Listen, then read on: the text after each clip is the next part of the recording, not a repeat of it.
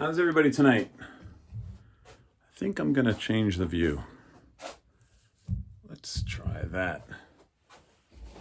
That old corner that you guys have been looking at is a mess. Okay, so they're all messes, but this would be a different mess for you to look at. And Monday.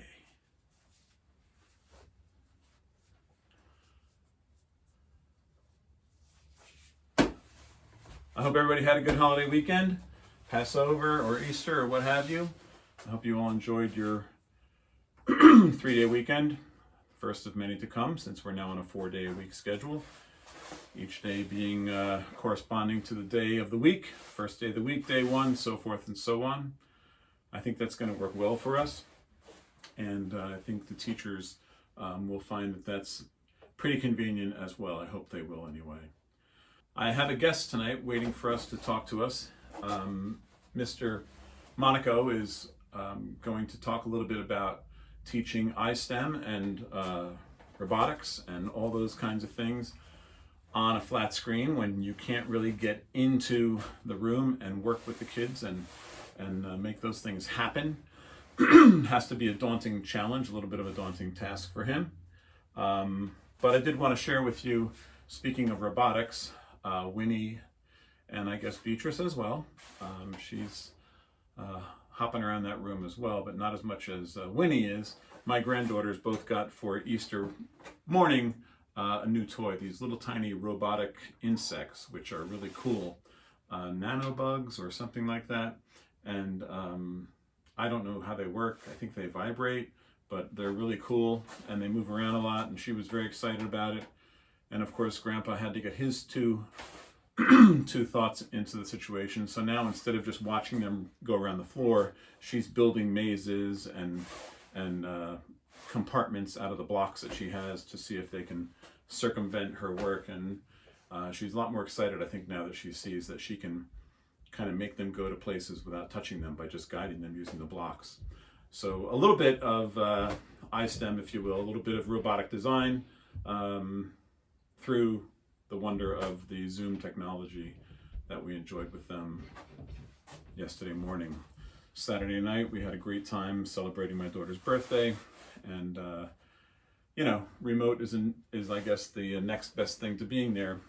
But all in all, we had a very nice weekend, and we are raring to go this week to get another week over the calendar, crossed off the calendar, if you will, toward a time when we will all be together soon, I hope.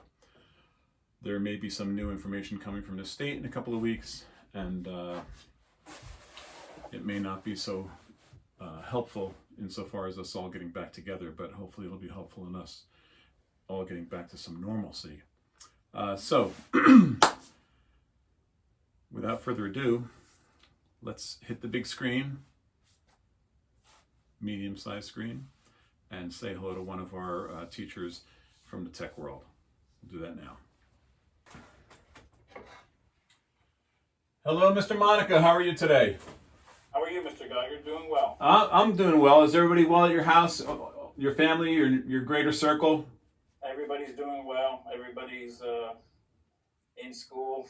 Yeah. In some capacity. So yes, we're all doing well. Yeah. Is that right? Your wife is a teacher as well? My wife is a teacher, and my son is a senior in college, finishing up, and he's going to school to be a teacher. And is he in college at home right now, or how does that work? He is in college at home, so I get to see him.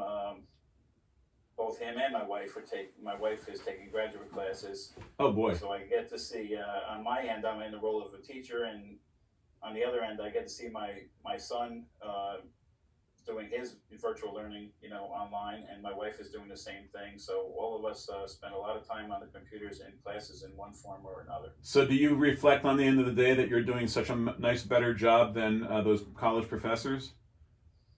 Well, to be honest, I listen to I try to get ideas. I think my son is going to be certified as an iSTEM teacher, so One of his classes has to do with that subject. So I was listening to college seniors talk about, future teachers, Yeah. talk about the difficulties on learning online, and the professor was actually having this conversation with them, and what he can do to help them and what they can do to help him, and sort of bridge that gap so there's a better experience for everybody.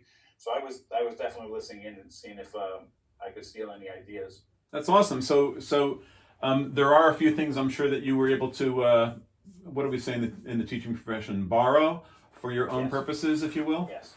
Yes. Yeah, I know that the teaching profession is rich with thieves, but everybody who gets stolen from is absolutely okay with that because you want to kind of spread the wealth. Yes, So, absolutely. so that's awesome. That's awesome. Yeah, that's just terrific. And so, can you give us a glimpse into your setting? Because I know when I'm in your classroom, like kids, everybody's moving. It's a very kinetic atmosphere. There's manipulatives all over the place. Kids are building, even destroying, or trying to figure things out and programming, reprogramming. So how difficult has it been for you to kind of adapt to being on a screen as opposed to being able to move things around on a tabletop for kids? Uh, it's been a challenge for me for sure, because I want to try, and I said this to the kids when we first went online. I want to try to maintain that same experience. I wanted to give them a similar experience to what they would have if they had been going to actually physically going to school. Right. So although they don't have the same tools and we don't all have the same equipment, I wanted to try to find ways and work together with them to find ways that we could make the experience similar. So my classes would serve a similar role during their school day as it would if they were actually in school. So typically the kids look forward to coming to a class like mine. It's a hands-on, minds-on type of class where I like that. it's engaged. They're engaged, in making things and problem solving. So the challenge was because we don't all have access to the same things, such as, let's say, an example in robotics, like Lego kits. Right. What do we have that's in common and that we can all do so that we're all, although there's going to be differences, we're all doing a similar activity. So that's been the real challenge. And I think for the most part, we've done pretty well with coming up with some unique ideas, but I'm always still trying to, improve and find other interesting things to do to make the learning fun. So I know you're also kind of I don't know exactly how big of a fan you are of a thing like TED Talk, but I've heard you talk about those experiences. Have you promoted that idea for kids to see other, you were talking a little bit about how the screen kind of lends itself to a college lecture series as opposed to someone who's actually getting, their hands dirty. But have you kind of promoted the TED Talk idea to kids so that they can, explore their interests a little more? Yeah, I have, and what I've been doing is typically I would use that in the classroom. So I was trying to, like I said, as much as I can take a similar approach, even though we're doing remote learning, and I would share videos with the class so that the kids could have the same some of the same experiences.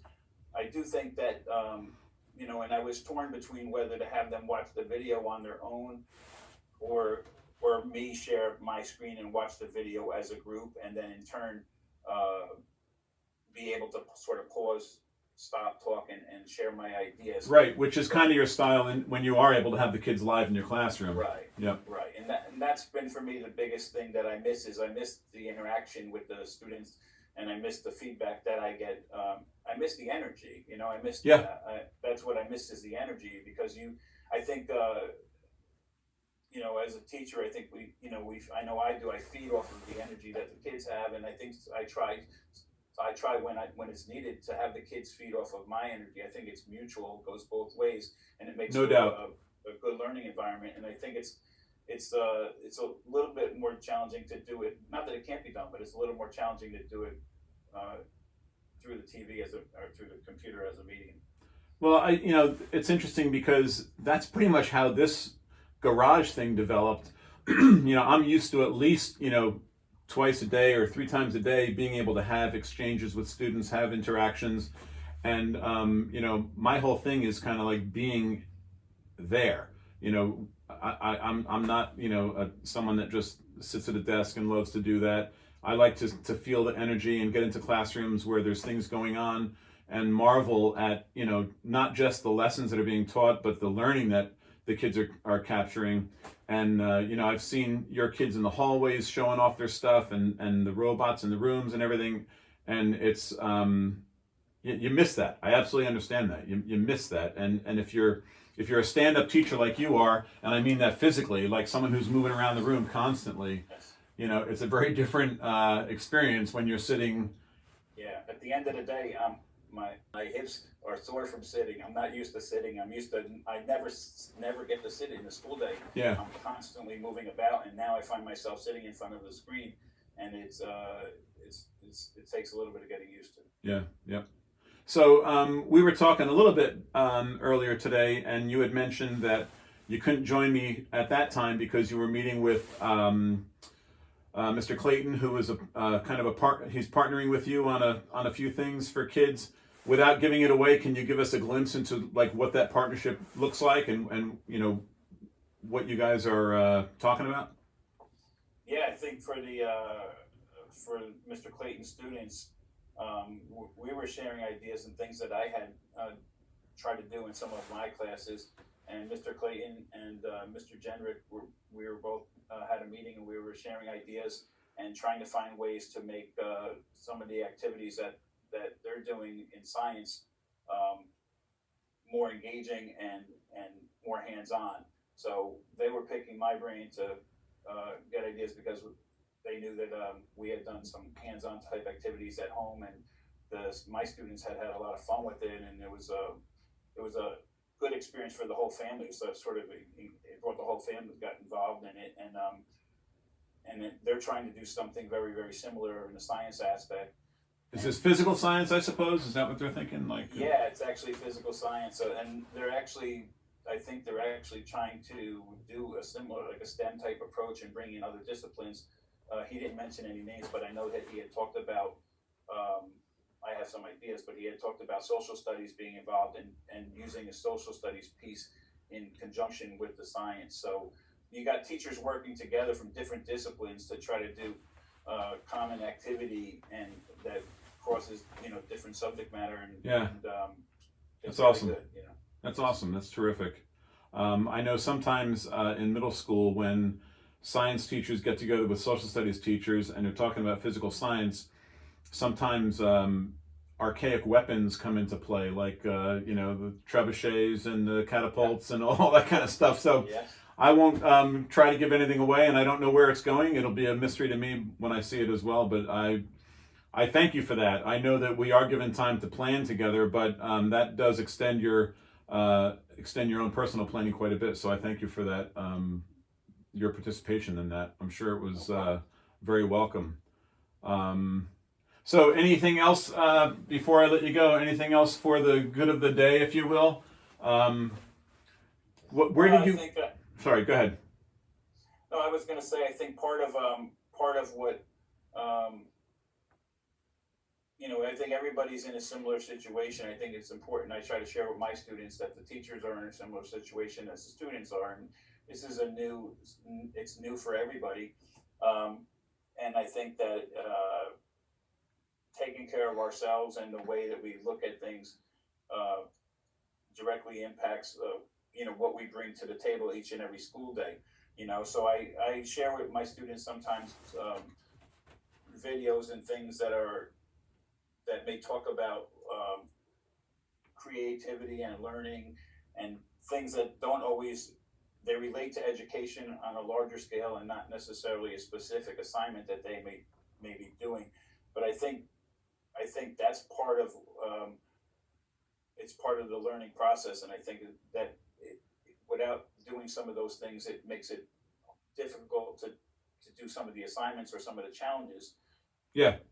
That they're going to be presented with, you know, if they don't have a good mindset or the right attitude. So I try to set the stage by sharing with them different speakers on TED Talks or different things that might help them to sort of provide a little bit of motivation. Right, you need to get them energized, right? Yeah.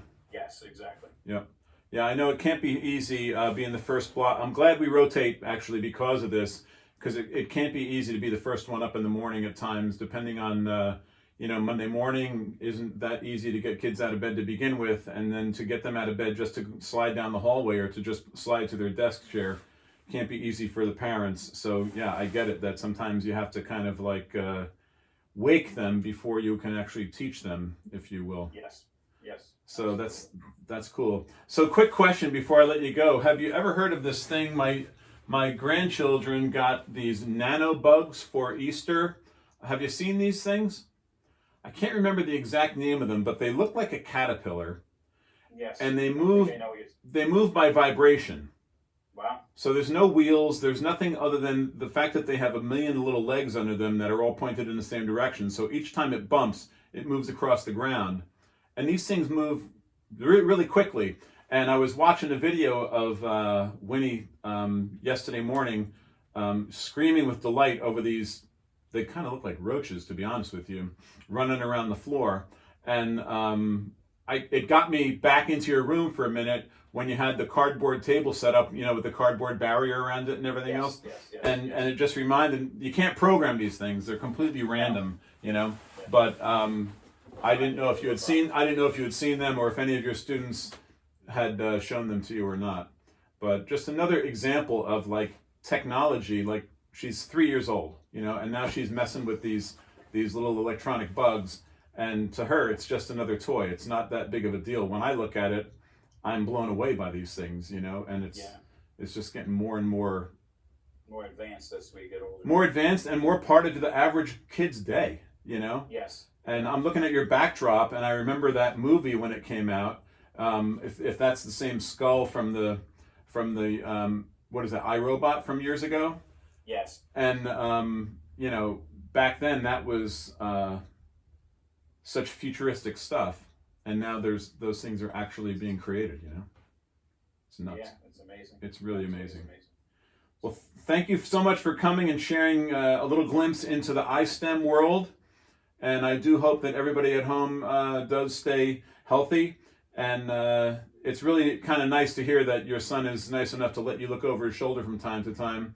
I don't know if every college kid would allow that, but that's wonderful. Thanks for sharing. Yes, thank you very much. Thank you, and everybody be well. I'll talk to you later. Thanks a lot. Okay. That was great. It's always, I think, a better day when I can end the day talking to a teacher. This wasn't on purpose, but it was interesting for me to hear Mr. Monaco talk about the kinetic energy, not just in his own classroom, but in his plans in collaborating with the science teachers in regards to physical science. And what caught my eye in Saturday's paper was an article about Calder. He's an artist, and if you can see this, you might have some experience in seeing some of his work. He designs and he's no longer with us, but he designed mobiles, art displays. And he talked about two kinds of art. He talked about stable and mobile art. And of course, if you've ever seen a little mobile hanging above the crib at someone's house, he actually turned that into an art, a type of art. And his things are found all over the world, and quite beautiful and fun to watch because they're always on the move. The balancing act that they have is sometimes hard to fathom. The amount of work that goes into these things is incredible. And what's just as important, I think, are the color of these things.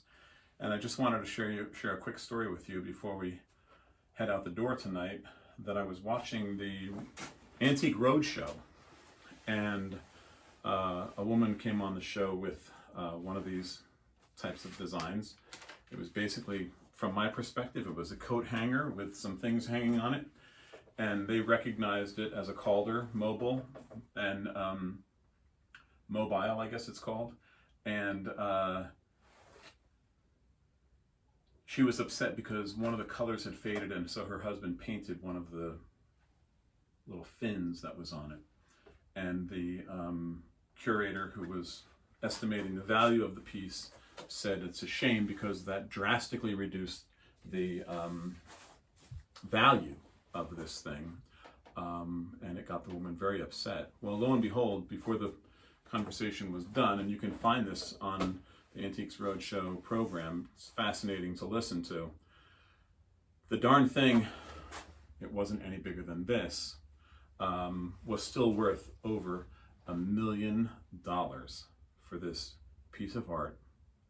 And I was dumbfounded, and I could hear someone off camera start to cry. So I think perhaps the husband or the daughter or someone else was off stage, and the woman was speechless, but someone that was with her was obviously very taken aback by the fact that this little tiny sculpture hanging from a string was worth $1 million, and that the person had said it was reduced in value greatly because the husband painted one of the fins. Who knows what it would have been worth if he had kept his hands off of it. So I was thinking, and I'm a wonderful copycat, I was thinking, you know, what would it take to design something that would be not just a piece of sculpture, but to make something that is sculpture into a greater art form. And so I was going to tinker with the idea of making one of these mobiles and hanging it from the ceiling and presenting it to you guys at a later date. And so that's like in the back of my brain, might be my next project. But I'm going to ask the students how incredible it would be to take just a simple wire and bend it in such a way that you could hook something on it. And I have the remains here of an old wind chime that was in the backyard of our house, and we took it apart so that I could repair it. And imagine what it would be to just take a piece of wire and to hang something from the wire and then just let it become a piece of art instead of a wind chime outside, but something inside to be admired. And so I think that's what I'm going to do next. And I'm going to try to do that by asking Mr. Lonnie to join me later in the week to discuss color. Because it's not just about having a piece of wire. It's not just, you know, here's a piece of wire, I hook it to this thing, and now I've got something here that's really, you know, artistic. It has also to do with color. And color is just as important. And I've already said to you, I'm not a colorist, if you will. I don't know much about the color wheel and how to make things match or contrast so that they draw your attention to them. So I'm going to talk with Mr. Lonnie, hopefully later in the week, after I make a minor design of my own Calder type of mobile, and see if he wouldn't be happy to give us some pointers on if we do decide to take a piece of wire like this and create something artistic from it. So stay tuned for that. In the meantime, if you got your nano bugs, go play with them. And if you don't, go do some schoolwork. And if you don't have any more schoolwork, go enjoy your family. And until then, keep the faith and know that we will be together soon one day. Have a great afternoon.